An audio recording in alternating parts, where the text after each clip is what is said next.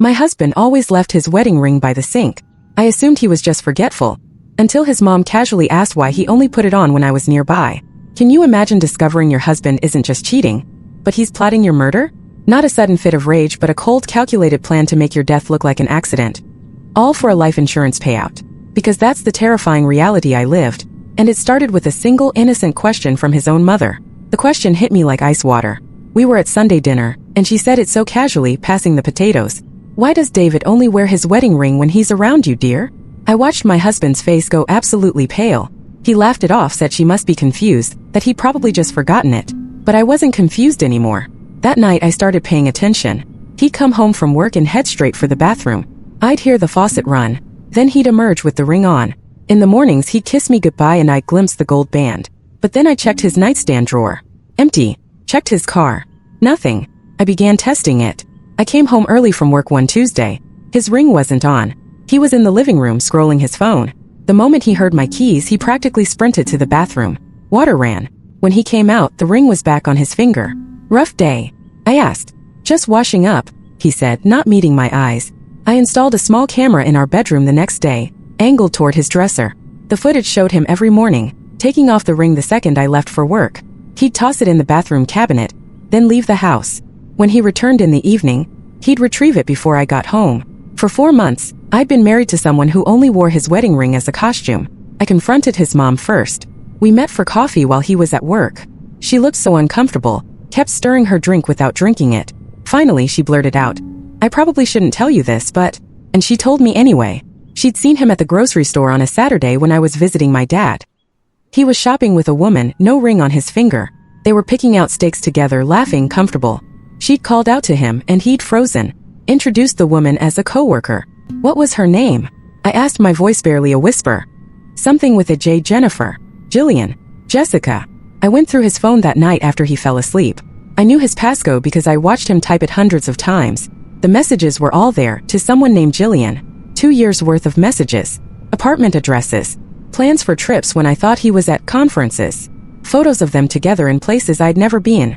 But here's what made my blood run cold. The messages from last week. They were talking about me. About how much longer he had to keep up the act. About the life insurance policy he'd just increased. About how accidents happen all the time. I took screenshots of everything, uploaded them to a cloud drive he didn't know about. Then I made copies of our financial records. That's when I found the second bank account I'd never known existed. The one where half his paychecks had been going for the past year. The joint account with her name on it. I spent hours that night going through every document I could find. Our tax returns showed income I'd never seen. Credit cards in his name I didn't know about. Maxed out buying things for her apartment. Receipts for jewelry I'd never received. A lease agreement for a storage unit I'd never heard of. Each discovery felt like another betrayal. Another layer of the lie. The storage unit address led me to a facility across town. I drove there the next morning, called in sick to work, used his birthday as the code. Inside was furniture, kitchen appliances, boxes labeled master bedroom and living room. They were building a home together piece by piece, while I thought we were saving for our future. I photographed everything. Then I called a locksmith and changed our home locks while my husband was at work. Called the bank and froze our joint accounts. Called the insurance company and asked questions about our policy. That's when I learned he'd increased my coverage 18 months ago. Not last week like I'd thought. He'd been planning this for over a year. The next morning, I wore the ring he'd given me for our anniversary.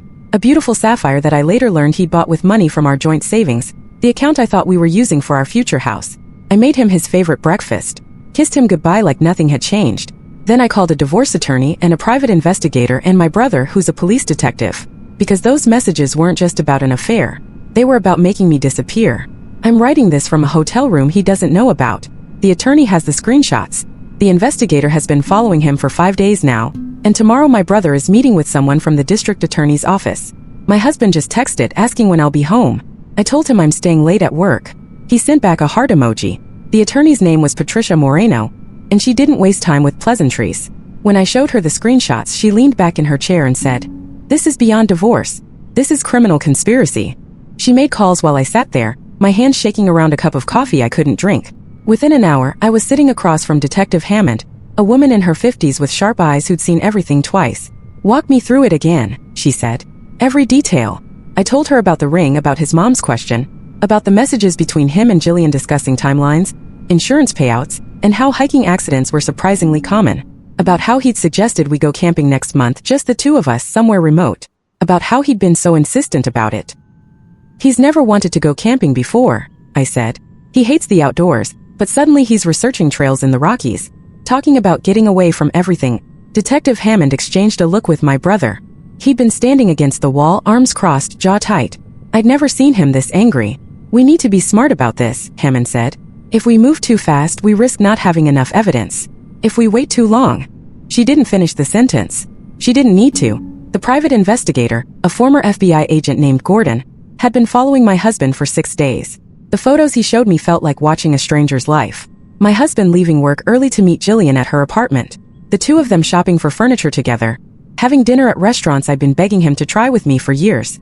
One photo showed them looking at engagement rings. He told her, "You're dying," Gordon said quietly. "Cancer. Terminal. He says you have maybe 8 months left and you don't know yet. That's why he's staying to make your final months comfortable." The room spun. I gripped the edge of the table. "She believes him," Gordon continued. "She thinks she's waiting for you to pass naturally.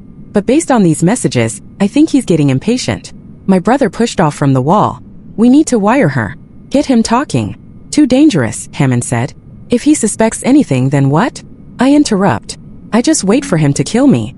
The silence that followed was answer enough. We spent the next 4 hours building a plan.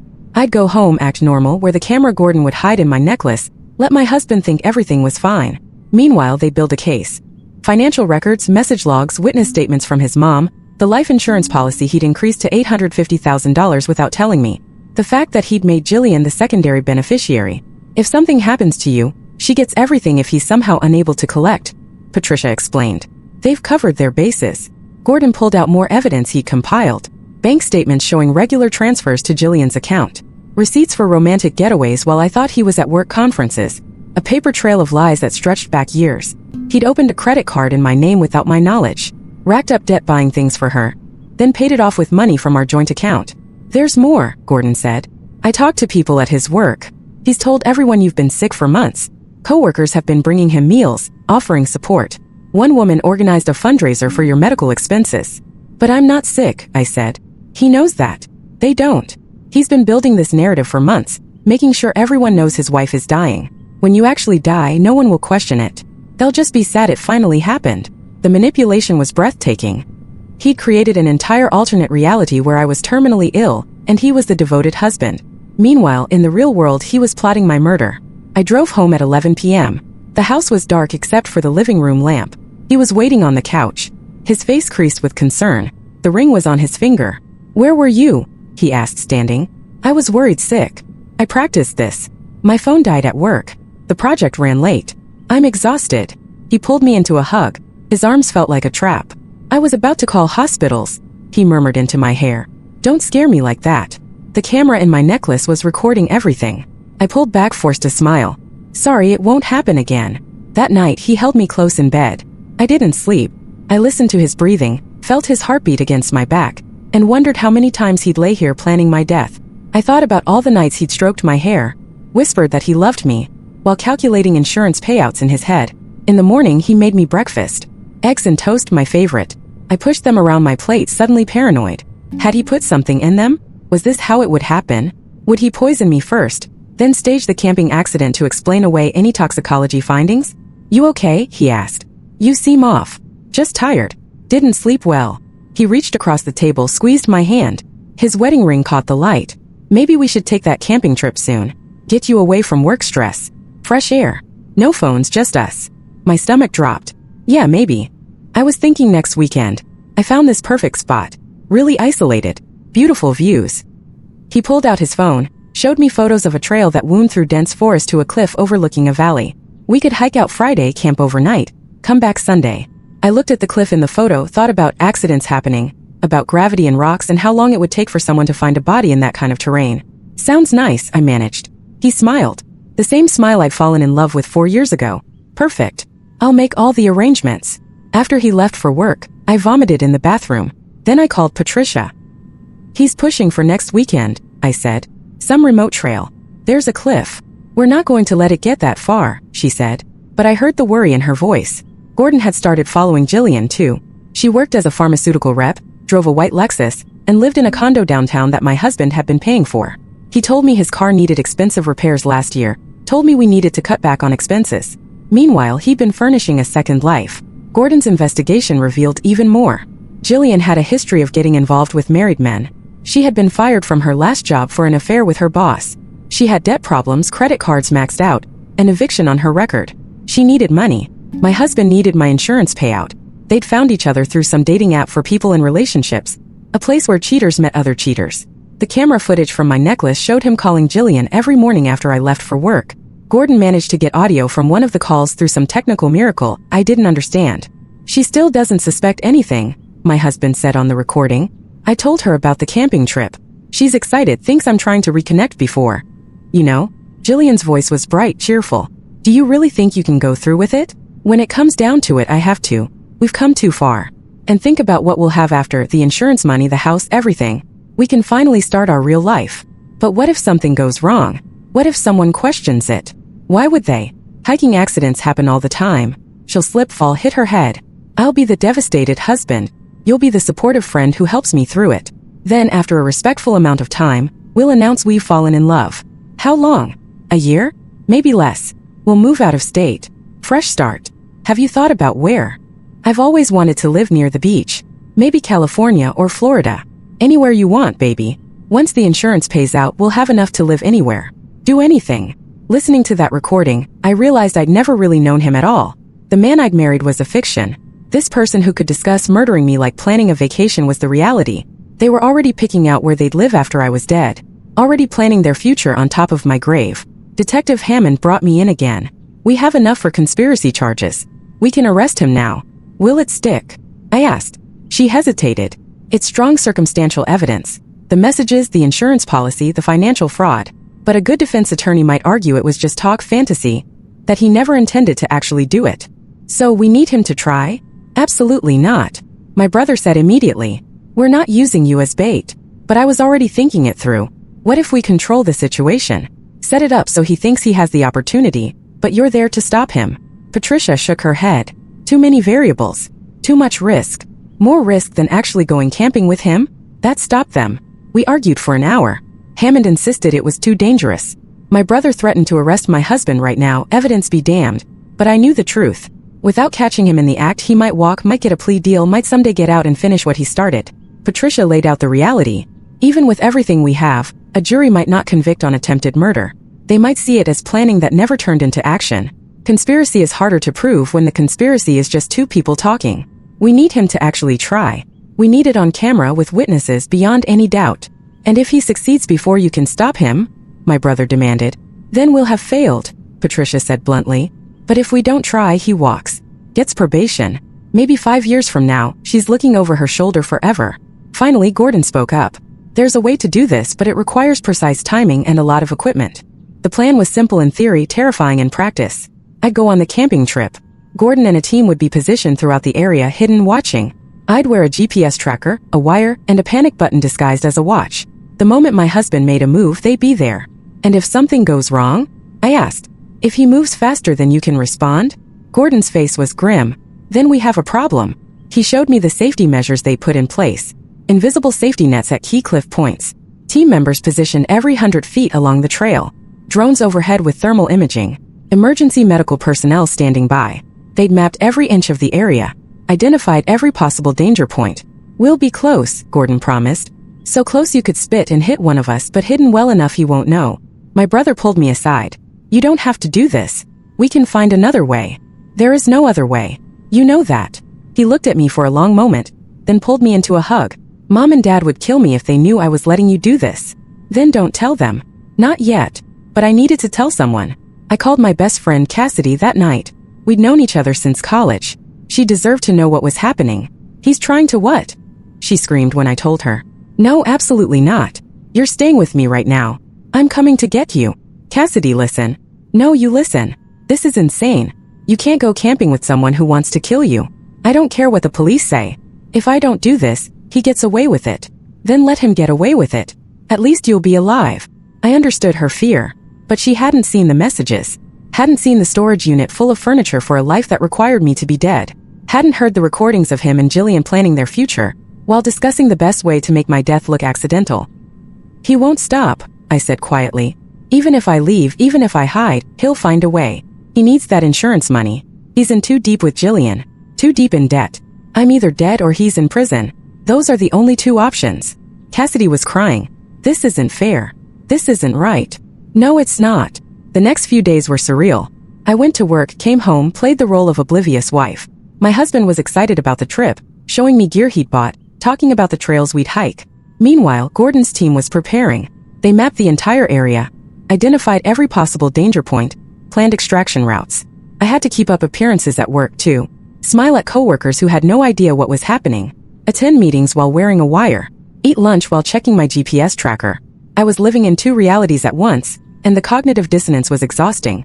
My husband started being extra affectionate, bringing me flowers, leaving sweet notes, making dinner. To anyone watching, he looked like the perfect husband. But I knew what he was really doing. Building evidence, making sure everyone would remember how devoted he'd been. How loving. When I died, they'd all testify to what a wonderful marriage we had. He'd thought of everything. The night before we were supposed to leave, I lay in bed listening to my husband breathe. He'd been especially attentive lately, bringing me flowers, cooking dinner, being affectionate. The perfect husband. I wondered if he felt guilty, or if this was just part of the act, making sure no one would suspect him afterward. My phone buzzed. A text from my brother. It's not too late to back out. I typed back, see you tomorrow. Another text came through from Cassidy. I love you. Please be careful. I will. One from my mom.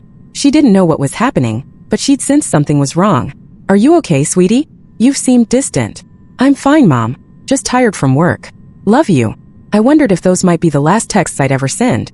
If my husband succeeded despite all the precautions, if this bed I was lying in would be the last place I ever slept. The fear was overwhelming, paralyzing, but so was the anger. He didn't get to do this. Didn't get to take my life and my money and build a future with someone else. Didn't get to make me a victim. I wouldn't let him. We left Friday at dawn. My husband drove, talking about how good it would be to disconnect, to spend quality time together. I watched the city fade behind us, replaced by mountains and forests. The GPS tracker Gordon had hidden in my jacket felt heavy. The panic button on my wrist looked like a normal fitness watch. I tested it that morning. One button press and the team would move in. My husband kept up a steady stream of conversation about work, about his plans to take more vacation time, about maybe starting a family soon. Each word felt like a knife. He was talking about a future he knew would never exist, a future that required me to be dead. The trailhead was exactly as isolated as the photos had suggested. One other car was parked there, but no people in sight. My husband grabbed our packs from the trunk. His didn't look nearly as heavy as mine. You okay? He asked. You're quiet. Just taking it in, I said. It's beautiful. It was beautiful. Dense trees, clean air, the sound of a river nearby. In another life, this might have been romantic. In this life, it was the place my husband planned to kill me. We started hiking.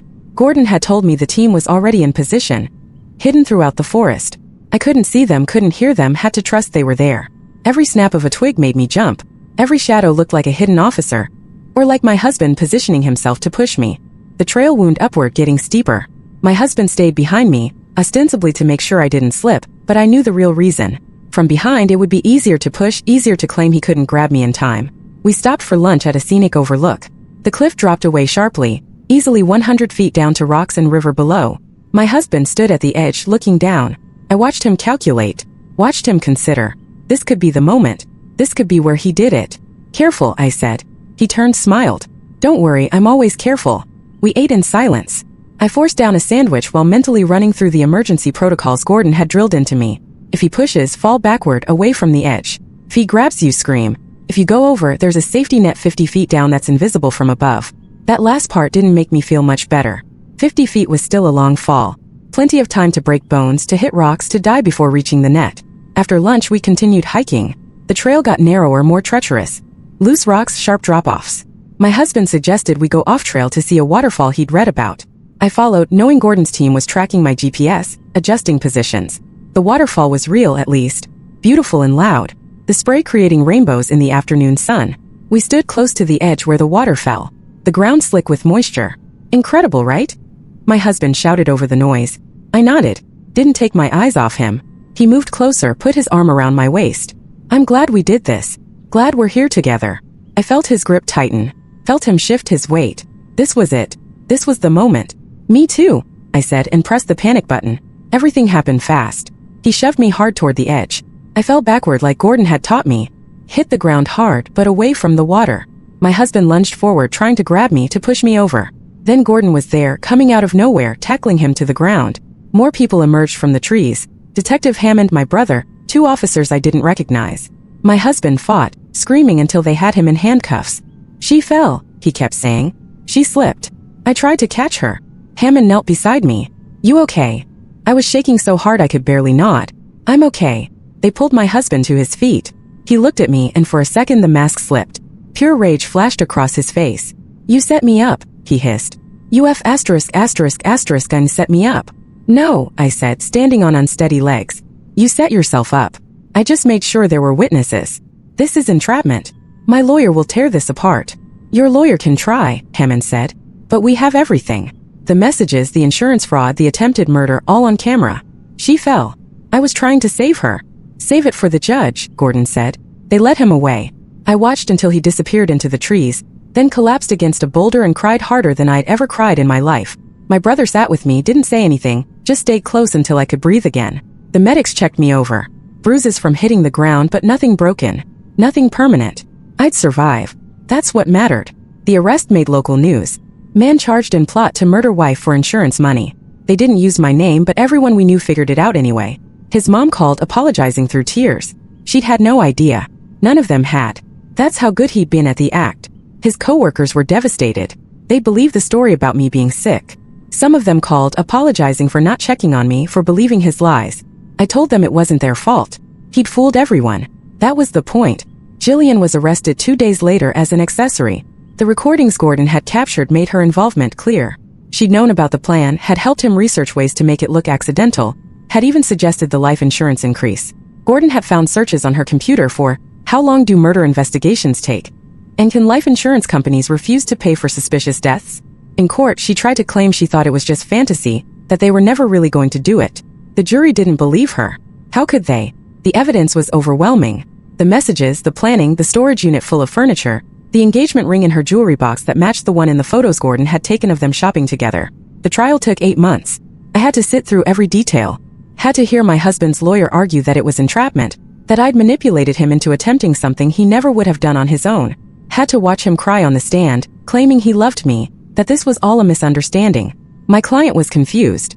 His lawyer argued he was in an affair, yes he made mistakes, yes, but planning to murder his wife? The messages were taken out of context. The camping trip was genuine. When his wife fell, he tried to save her. But the prosecution had the camera footage. It showed clearly him shoving me, lunging after me as I fell away from the edge. No attempt to catch me or save me, just pure intent to push me over the cliff. They brought in experts who analyzed his body language, his grip on my waist, the trajectory of his push. They showed the jury the insurance documents, the financial records, the storage unit lease, the messages with Jillian discussing my death like it was inevitable. His lawyer called character witnesses, co-workers who swore he was a good man, friends who said he'd never hurt anyone, his mom sobbing on the stand, saying her son wasn't a killer. But then the prosecution called Cassidy. She described how I'd seemed different in the months before the arrest. Distant. Afraid. She talked about the times my husband had isolated me from friends, made it harder to see people. Small things that seemed innocent at the time but looked different now. They called my brother, who walked the jury through the investigation, showed them everything we'd found, every lie, every manipulation, every step of the plan. They called Gordon, who explained how he tracked my husband and Jillian, how they'd researched hiking accidents, how they practiced his story of trying to save me, making sure the details matched. And then they called me. I sat on that stand for 6 hours over 2 days, described every moment. The ring by the sink, his mom's question, finding the messages, the storage unit, the terror of going on that camping trip knowing he planned to kill me. My husband's lawyer tried to break me. Suggested I'd misunderstood. Suggested I was paranoid. Suggested I'd set him up because I wanted the insurance money.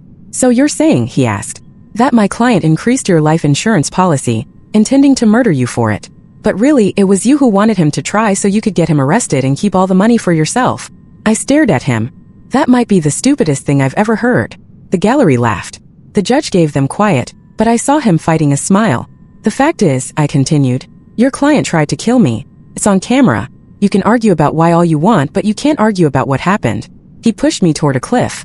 If the police hadn't been there, I'd be dead. The jury deliberated for 6 hours. Guilty on all counts.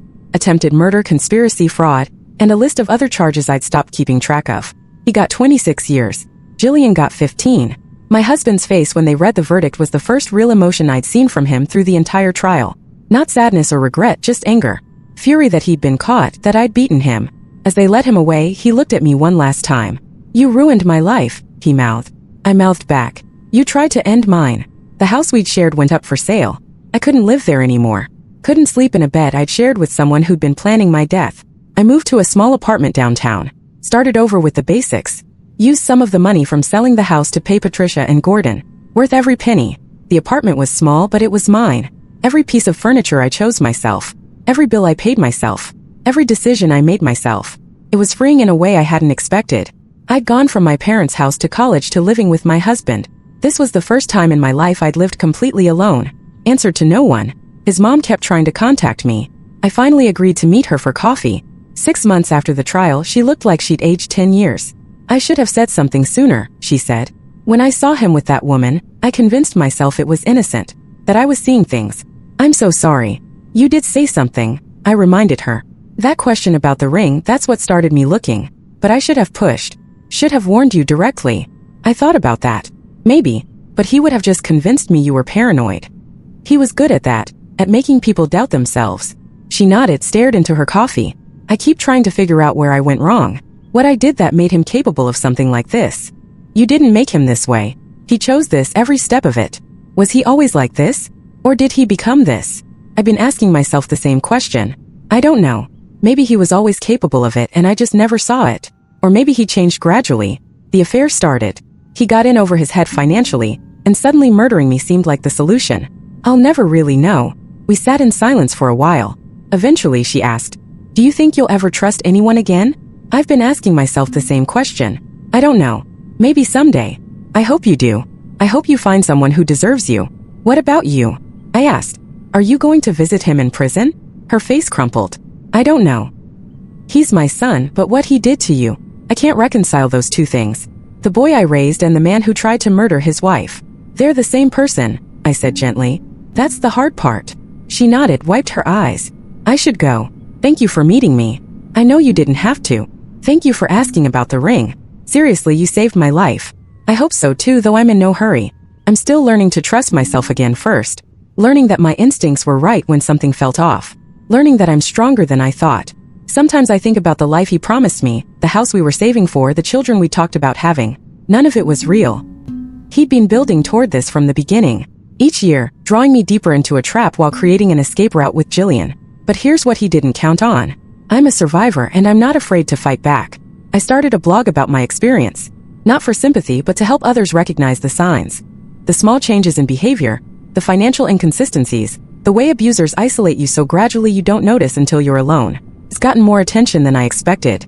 Women reach out to me weekly, asking if their situations sound familiar, if they should be worried. I tell them all the same thing. Trust your instincts. If something feels wrong, it probably is. And you don't owe anyone the benefit of the doubt when your life might be at stake. One woman wrote to me about her husband hiding money. Another about her boyfriend who took off his wedding ring at work. Another about life insurance her spouse had increased without telling her. I helped them find resources, connected them with attorneys, shared Patricia and Gordon's contact information. Some left their relationships, some stayed. All of them were more aware, more careful. My brother checks in on me constantly. Too much, honestly. But I understand. He feels guilty for not seeing it sooner, even though there was nothing to see. My husband had fooled everyone, including the people who knew me best. Mom and Dad wanted me to move back home after everything happened. I refused. I needed to prove to myself that I could stand on my own, that I hadn't just traded one dependent situation for another. They worried, but they understood. The hardest part isn't the fear or the betrayal. It's the stupid little things. I'll see someone eating eggs and toast, and I'll remember him making me breakfast, plotting my death. I'll see a wedding ring on someone's finger, and wonder if they take it off when their spouse isn't around. I'll hear people planning camping trips and have to fight the urge to warn them about cliffs. Therapy helps. My therapist, Dr. Reeves, specializes in trauma from intimate partner violence. She doesn't treat what happened to me as an isolated incident, but as part of a pattern of control and deception that started long before the murder plot. Looking back, I can see the red flags I missed. The way he'd isolate me from friends. The way he'd make decisions without consulting me, then act like we discussed it.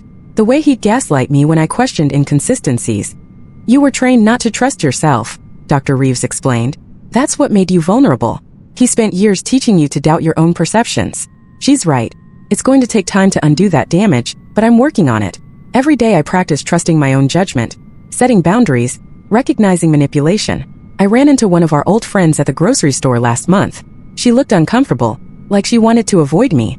I didn't let her. "Hey," I said, blocking her path with my cart. "How have you been?" She shifted uncomfortably. "I'm so sorry about everything. We had no idea." He seemed so normal. That's what everyone says. Is there anything we can do? I thought about it. Just remember that people aren't always who they seem. And if someone you know starts acting strange, don't ignore it. She nodded, tears in her eyes. I keep thinking about all those dinners we had. All those times we hung out. He was planning this the whole time. Probably not the whole time, but toward the end? Yeah. He was sitting at your table, laughing at your jokes, planning to murder his wife. She looks sick. That's horrifying. Yes, I agreed. It is. I don't tell people this, but sometimes I'm grateful it happened. Not for the trauma or the fear or the months of looking over my shoulder, but because I learned what I'm capable of. I learned that I can face the worst thing imaginable and come out the other side. I learned that I'm not weak or naive or stupid despite what I told myself during those dark nights in the hotel room. I learned that survival isn't passive. It's active. It's choosing to fight back, to gather evidence, to put yourself at risk to protect your future self. It's refusing to be a victim, even when someone's trying their hardest to make you one. The life insurance company tried to drag out the payout claiming fraud. Patricia took them apart in court. They ended up settling for the full amount plus damages. I used half of it to start a foundation that helps women leave dangerous situations. The other half went into savings. Financial independence, Dr. Reeves says, is a form of safety. The foundation started small, just me and a website. But word spread. Women found me through the blog, through news articles about the trial, through word of mouth. They reached out with their stories, their fears, their questions. I hired staff, people who'd been through similar situations, survivors who understood. We helped women escape, provided temporary housing, connected them with attorneys and investigators, helped them gather evidence before they left, taught them to be strategic, to be smart, to survive. We saved lives. I know we did. Women who would have ended up dead are now alive because we helped them leave safely. That knowledge makes everything worth it. Every nightmare, every moment of fear, every bad day. I went on a real camping trip last month with my brother and his wife and their kids. We hiked to a beautiful spot by a lake, set up tents, made esmeraldas over the fire. I stood at the edge of the water, watching the sunset, and realized I wasn't afraid. The mountains didn't feel threatening anymore. The isolation didn't feel dangerous. It was just nature, beautiful and indifferent. "You okay?" my brother asked, coming to stand beside me. "Yeah," I said, and meant it. "I'm back in school now, studying forensic psychology. I want to understand how people like my husband think. What makes them capable of such calculated evil? My professors are impressed with my insights, though I don't tell them where that knowledge comes from. It's enough that I'm using it for something productive. Sometimes people ask if I still believe in love, in marriage, in trust. I tell them I believe in being careful, in watching for red flags, in listening to that voice in your head that says something's wrong.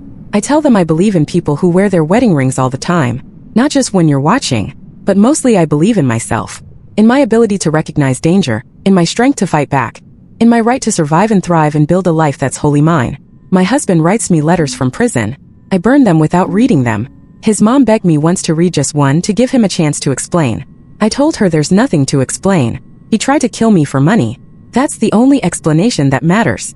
Jillian's family reached out once, asking if I'd write a letter supporting her early release. I laughed so hard I cried.